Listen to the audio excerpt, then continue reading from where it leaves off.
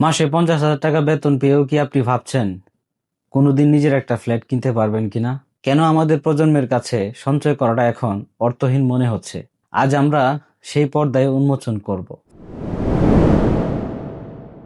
Financial nihilism এর যেখানে মূল্যস্ফীতি, আবাসন সংকট আর ডিজিটাল পেমেন্টের ফাঁদে পড়ে একটি পুরো প্রজন্ম দেউলিয়া হওয়ার পথে। কেন আমরা সঞ্চয় ছেড়ে খরচ করছি এবং এই অর্থনৈতিক অন্ধকার থেকে বাঁচার উপায় কি, সব জানতে পারবেন আজকের এই ভিডিওতে। ধরুন আপনি এইমাত্র পাবলিক বিশ্ববিদ্যালয় থেকে পাশ করেছেন, অনেক কষ্টে একটা ভালো চাকরিও পেয়েছেন, মাসে বেতন 50,000 টাকা। আপনার বন্ধুরা বলছে, ভাই তুই তো সেট, কিন্তু আপনি মনে মনে জানেন আপনি কি সেট হতে পেরেছেন কিনা। ঢাকার মিরপুরে একটা ছোট 3 কামরার ফ্ল্যাটের দাম এখন 70 থেকে 90 লক্ষ টাকা। গুলশান বা বনানীর কথা তো বাদই দিলাম। আপনি যদি প্রতি মাসে 10,000 টাকা সেভ করেন, শুধু ডাউন পেমেন্টের জন্য আপনাকে অপেক্ষা করতে হবে 15 থেকে 20 বছর। আর ততদিনে ফ্ল্যাটের দাম আরো দ্বিগুণ হয়ে যাবে।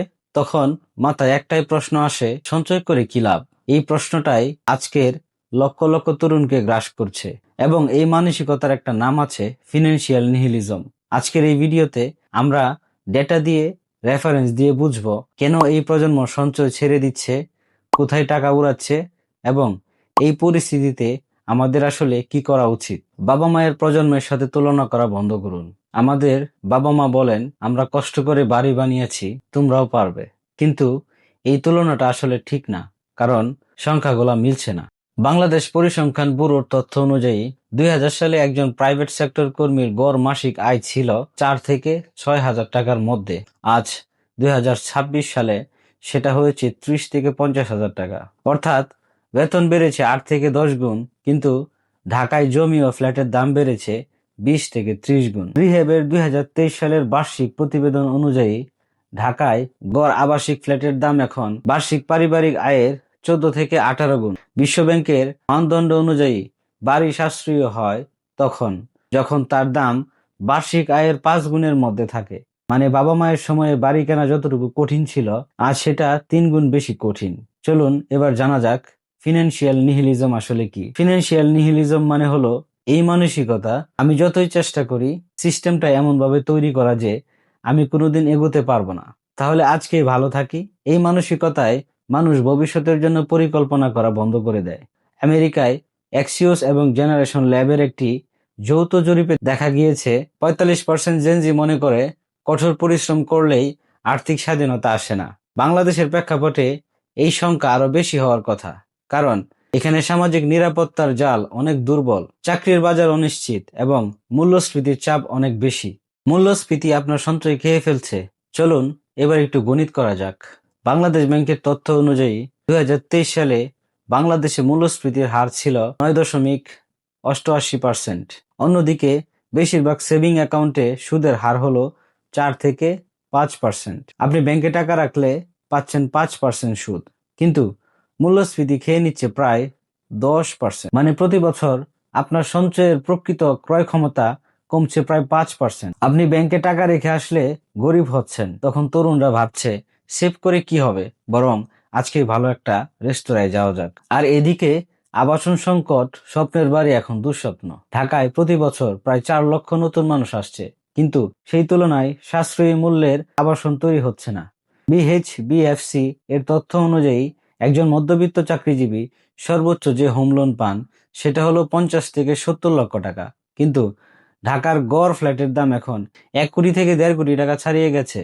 লোনের টাকায় ফ্ল্যাটই কেনা যাচ্ছে না, বাড়ি তো আর হবে না। তাহলে আজকে ভালো একটা জামা কিনি, ভালো জায়গায় ঘুরতে যাই। এখানে আরেকটি বিষয় না বললেই নয়, বিকাশ এবং নগদ অদৃশ্য টাকার একটি ফাঁদ পেতে আছে। যেমন আগে টাকা খরচ করতে হলে পকেট থেকে নোট বের করতে হতো এবং নিজের ভিতরে একটা ফিলিংস আসতো যে আমি কতগুলা টাকা দিচ্ছি, কিন্তু এখন সেই ফিলিংসটা আর দেখা যাচ্ছে না। নগদ এবং বিকাশের মাধ্যমে মুহূর্তের মাধ্যমেই কিউআর স্ক্যান করে পেমেন্ট করতেছেন। বাংলাদেশ ব্যাংকের রিপোর্ট অনুযায়ী বাংলাদেশে এমএফএস ব্যবহারকারীর সংখ্যা এখন 20 কোটিরও বেশি। ফুড ডেলিভারি অ্যাপের ব্যবহার কোভিড পরবর্তী সময়ে 300% বেড়েছে। মাসে যদি কেউ 4,000 টাকা ফুড ডেলিভারিতে খরচ করে এবং সেটা ডিজিটাল পেমেন্টে দেয়, তবে সেই খরচটা অনুভব হয় না। এটাই হলো ডিজিটাল পেমেন্টের সবচেয়ে বড় ফাঁদ। ফেসবুক, ইনস্টাগ্রামে অন্যের জীবন দেখে আপনার মাথায় একটি বার্তা ঢুকছে, তুমি পিছিয়ে আছো।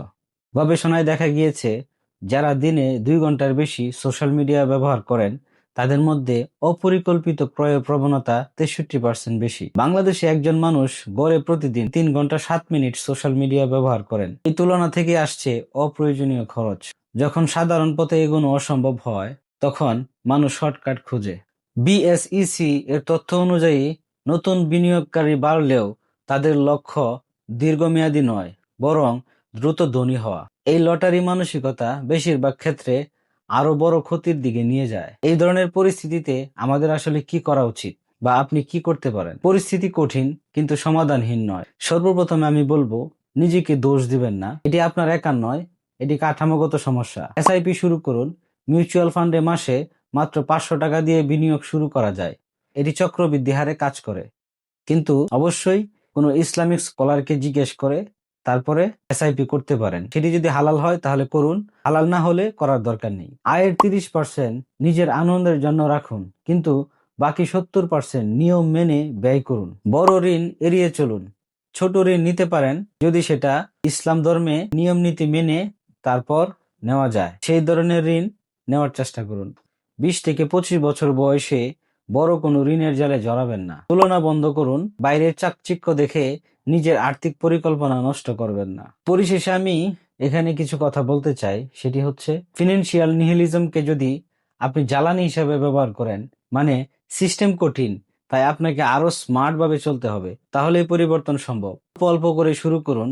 এখনই নিচে কমেন্ট বক্সে লিখুন আপনি এই মুহূর্তে আপনার আর্থিক অবস্থা নিয়ে কি ভাবছেন। ভিডিওটি ভালো লাগলে শেয়ার করুন এবং সাবস্ক্রাইব করে পাশে থাকুন। দেখা হচ্ছে পরবর্তী কোনো ভিডিওতে। সেই পর্যন্ত ভালো থাকুন। আল্লাহ হাফেজ।